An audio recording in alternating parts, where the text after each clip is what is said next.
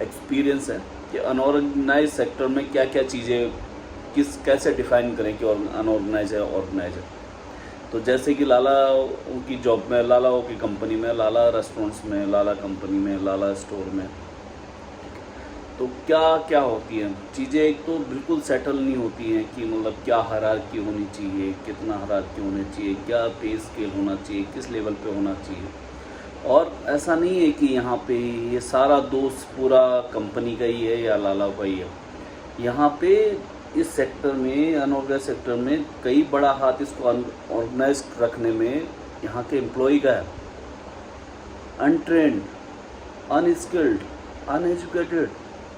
I mean, अगर मैं सिर्फ फूड और किचन की बात करूँ तो कभी कभी कुछ कुछ बच्चे तो ऐसे हैं जो 3-3, 4-4 साल में सिर्फ भी पार्टी के लिए अप्लाई कर रहे हैं। खाना क्या आता है, एक्सपीरियंस क्या है, पिज़्ज़ा, पास्ता, बस थोड़ा बहुत मेज़े, सूप, सैलड। सैलड भी ऐसा आता है कि ड्रेसिंग नहीं आती, ड्रेसिंग बाहर से रेडीमेड आ रही होंगी। पिज़्ज़ा ऐसा आता है कि पिज़्ज़ा के बेस के ऊपर सॉस डालना और चीज़ डालना और टॉपिंग डालना, बेस बनाना, बेस की प्रॉपर रेसिपी नहीं आती। पास्ता ऐसा बनाना आता है कि पास्ता का जो, अगर रवियोली वगैरह वगैरह नौकी रवियोली बोल दिया तो उसकी डो बनाना, डो की रेसिपी नहीं पता जी। हम तो सब कुछ बाहर से लाते थे, स्टोर से आता था, बॉईल करते थे और दे देते थे। टमाटो सॉस बना देते लेकिन कनकसे नहीं बना पाते। समझ रहे हो आप बात को। तंदूर में, तंदूर का अगर इंडियन करी में है और तंदूर में भी सेम सिचुएशन है। मदर सॉसेस, बेसिक जो बेसिक सॉसें हैं इंडियन की, जो चॉप मसाला, टमाटो ग्रेवी, वाइट ग्रेवी और ब्राउन ग्रेवी, जो भी स्टॉक वगैरह वगैरह उसके बारे में नहीं है। बस ठीक है, तड़का मारना, कलर मारना।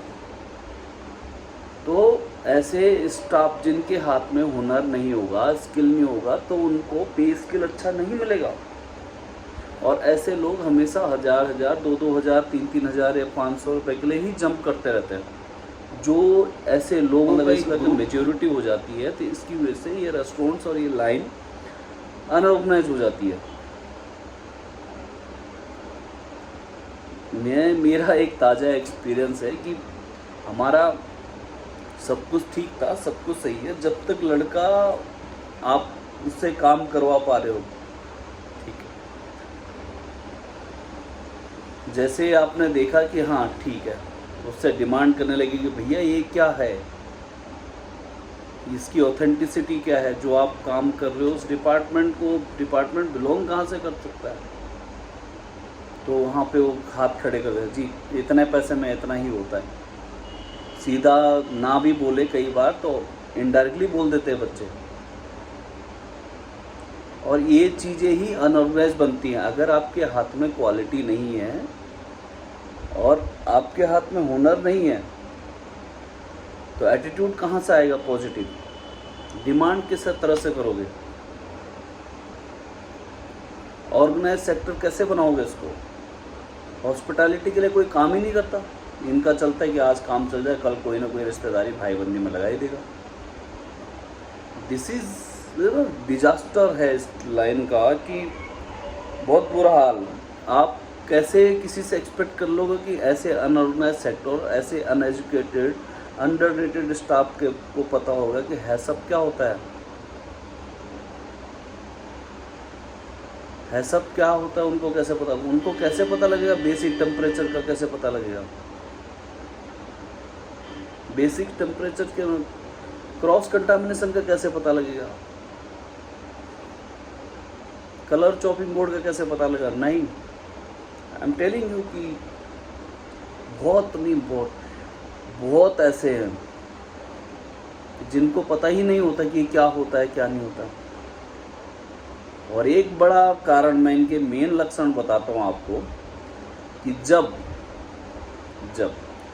ये जॉब के लिए आए तो इनके दोनों हाथ फोल्ड होंगे, इनकी शक्ल बहुत छोटी होगी। ये बिल्कुल आपके अपनी शक्ल पे एक बना देंगे कि हम गरीब हैं, बहुत नीडी हैं, बहुत परेशान हैं और हम तो आपके बहुत ऐसा लॉयल बने रहेंगे, मालिक आप मालिक हो और हम सेवक हैं। इस तरह के भाव इनके चेहरों पे इनकी बातों से लगेंगे। नहीं सर, आप जो बोलोगे करेंगे सर। 8 घंटे नहीं, 10 नहीं, 12 घंटे। अजी काम जब होगा तो करेंगे। जब धीरे धीरे आप इनको ट्रेंड करते हो और ट्रेंड करने के बाद इनको आप जब पोजीशन पे खड़ा करते हो कि ठीक है मेरा ये मेन्यू है, मेरा ये सिस्टम है, और इसको सिखा देते हो बाय कुक कट बाय कुक, तो उसके बाद इनको लगने लगता है oh my goodness, oh my god, हम तो ऐसे हैं कि इनके एक पिलर, अगर इन्होंने हमें कुछ बोला तो ये हम हटे यहाँ से, ये हट जाए, ये जड़ जाएगा बिल्डिंग।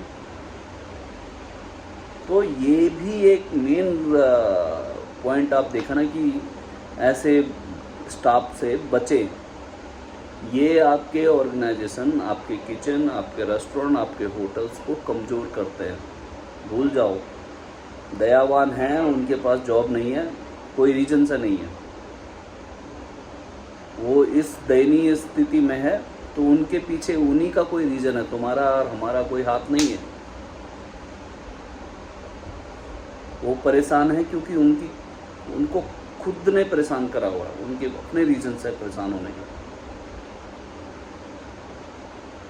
इतना डिजास्टर सिचुएशन हो रखा है, इतना डिजास्टर मार्केट है आज की डेट में जिसकी कोई हद नहीं। कमिटमेंट जुबान की कोई वैल्यू नहीं है, नथिंग, जीरो। और जैसे तुम फिर उसके बाद इनके साथ प्रोफेशनली चले जाओ, बाय गॉड,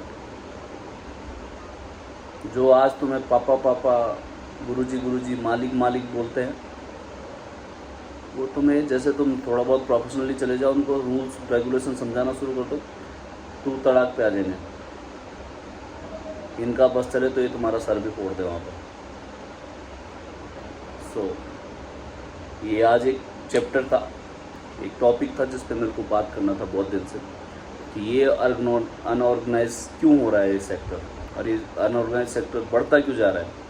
मालिकों का उतना हाथ नहीं है, कहीं ना कहीं मालिक 5-10 करोड़ रुपए किसी प्रॉपर्टी में लगाता है तो वो चलाने के लिए लगाता है, लेकिन कुछ ऐसा स्टाफ ऐसी शक्लें बना के ज्वाइन कर देता है कि जिसकी वजह से वो मालिक को मजबूर हो जाता है कुछ ऐसे कदम उठाने पर, जिसकी वजह से मालिक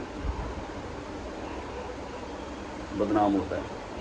और स्टाफ तो हमेशा ही बेचारा बना रहता है। मैं ये नहीं कह रहा कि सारा का सारा ऐसा, बट बहुत सा ऐसा हो रहा है इस अनऑर्गेनाइज सेक्टर में कि जिनकी शक्लें दूर से दिख जाएगी कि बस ये ऐसे है, और जब तुम उनके साथ काम करोगे तो तुम्हें पता लगेगा इनके रियल फेसेस क्या है। Thank you so much for watching, and मेरे को कमेंट में बताना कि ये आपके साथ भी होता है कि नहीं होता है, ऐसा स्टाफ आपको मिल रहा है कि नहीं मिल रहा, ऐसी आजकल सिचुएशन ज़्यादा बढ़ रही है कि नहीं बढ़ रही है, और अनऑर्गेनाइज सेक्टर कैसे ज़्यादा बढ़ रहा है और इसको कैसे रोका जा सकता है, कैसे बना सकता है। कमेंट में आप बताइए अपना व्यूज़, ठीक है। Till then have a good, take care of yourself, bye bye, take care.